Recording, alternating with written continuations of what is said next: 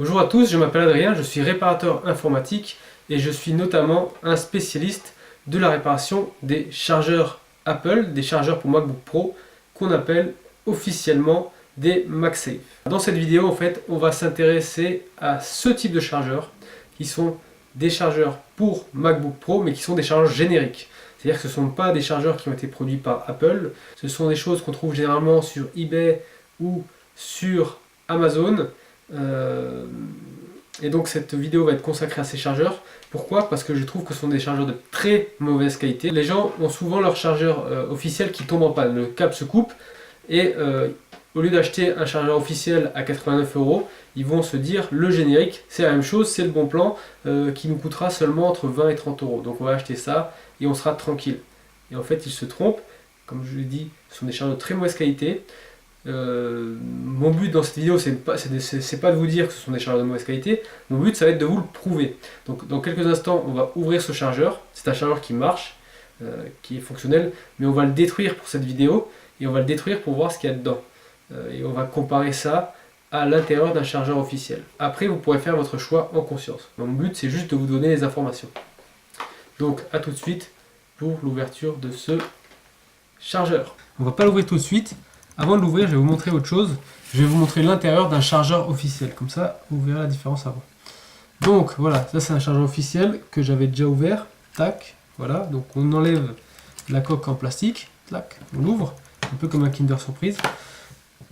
Et donc dedans, on ne retrouve pas un petit figurine, on retrouve ceci. Donc ceci, qu'est-ce que c'est? Donc c'est officiellement ce qu'on appelle en électronique un transformateur. On n'appelle pas ça un chargeur, on appelle ça un transformateur.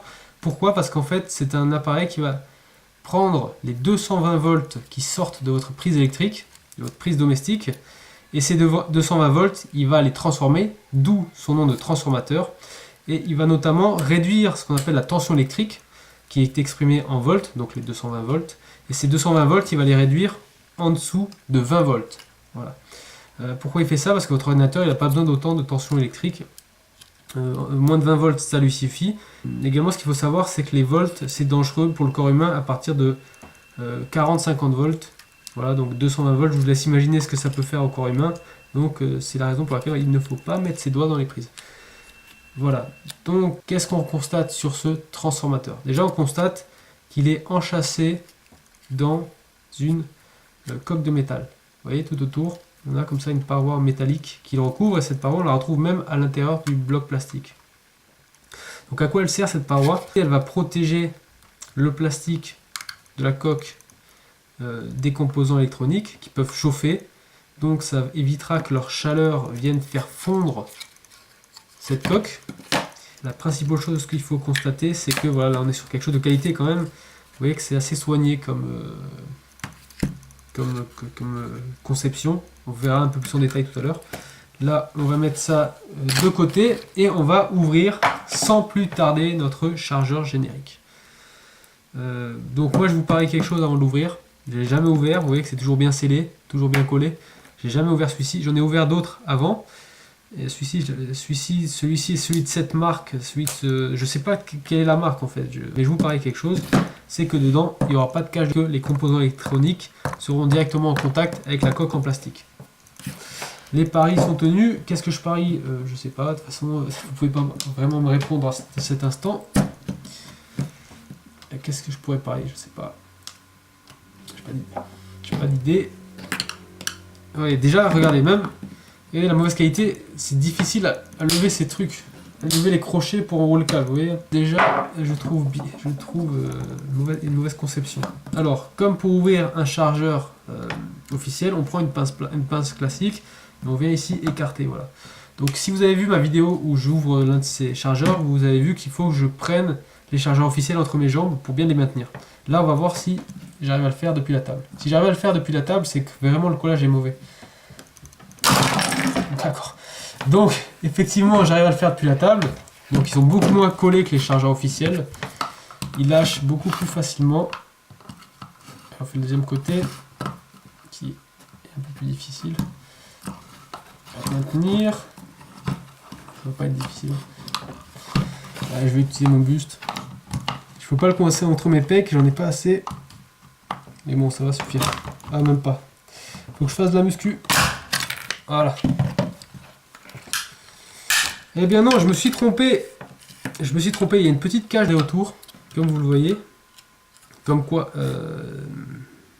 c'est bien ce que je disais, je l'avais jamais ouvert, j'avais jamais ouvert un chargeur de cette marque.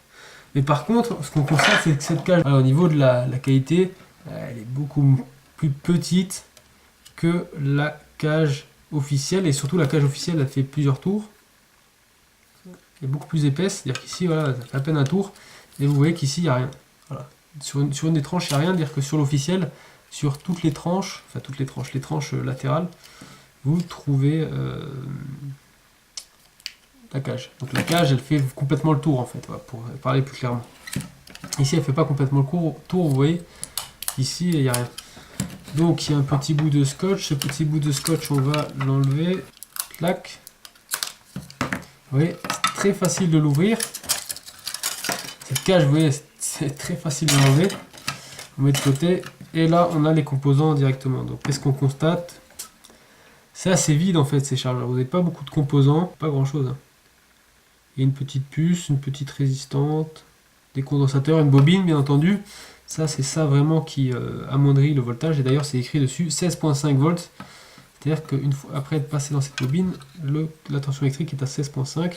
Et là, voilà, vous voyez le circuit imprimé. Ouais, on dirait un circuit imprimé des années 80. Et très grosses pistes, des très grosses soudures. Donc ces soudures, voilà, elles ont un peu débordé, là, c'est pas très propre. Et on voit qu'ils les ont coupées. Donc, bon, par rapport à ce que j'ai vu précédemment, il est plutôt de bonne qualité. Par rapport à ce que j'ai vu, hein, pas dans l'absolu. Hein. C'est pas un élément de très bonne qualité, mais par rapport à ce que j'ai vu, bon, on va dire que ça va. Donc maintenant, on va faire la même chose. On va regarder les composants du chargeur officiel. Donc pareil, je prends mon cutter, j'enlève la cage métallique. Donc, voilà, donc là vous aviez déjà un élément qui était collé par-dessus, de côté. Et on va ouvrir de ce côté.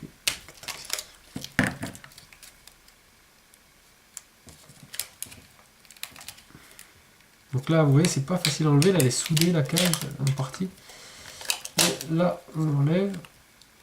Donc là, elle est encore accrochée, il y a une vis même.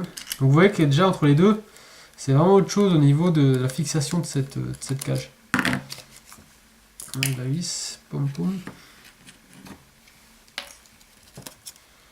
Voilà.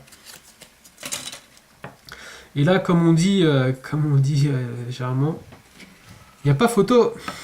Vous voyez les deux. Vous voyez comme celui-ci est beaucoup plus vide en composants que l'autre. Déjà là, vous avez qu'une seule bobine. Et sur celui-ci, vous en avez trois. Trois bobines. Donc c'est des bobines de cuivre. Donc c'est ça qui réduit la tension électrique. Donc là, 3, comme vous pouvez le deviner, c'est mieux que une. Voilà. Donc on a des condensateurs, pareil. Donc voilà, au niveau des composants qu'on retrouve, même on a même une quatrième bobine là, beaucoup plus petite. Au niveau des composants qu'on retrouve, ils sont similaires, donc des condensateurs, des résistances. Que vous regardez au niveau des deux circuits imprimés, vous voyez ici il est très vide, il y a des grosses pistes bien épaisses pour pas beaucoup de soudure, et de l'autre côté, regardez, c'est plein. Le circuit est plein et vous avez plein de petites résistances qui sont là, vous avez des puces. Là également, donc je vous ai dit que sur certains il n'y a pas de cage autour des génériques, et ça sur certains que j'ai ouverts, on avait les charges génériques qui avaient fondu. Voilà, le plastique, la coque en plastique qui était autour avait littéralement fondu et c'était recroquevillé. Et vous aviez les pattes des composants électroniques qui étaient soudés dans cette coque en plastique. Je vous laisse deviner le danger que c'est, parce qu'une fois que vous voyez que votre chargeur générique qui prend les 220 volts est en train de fondre, qu'est-ce que vous faites? Vous allez l'enlever. Vous allez l'enlever de la prise. Mais pour l'enlever de la prise, il faut le prendre comme ça, il faut le toucher. Donc potentiellement, vous pouvez vous prendre un coup de jus ou vous brûler, quoi, parce que la chaleur, elle est en train de faire fondre le plastique. Donc elle est assez importante, cette chaleur.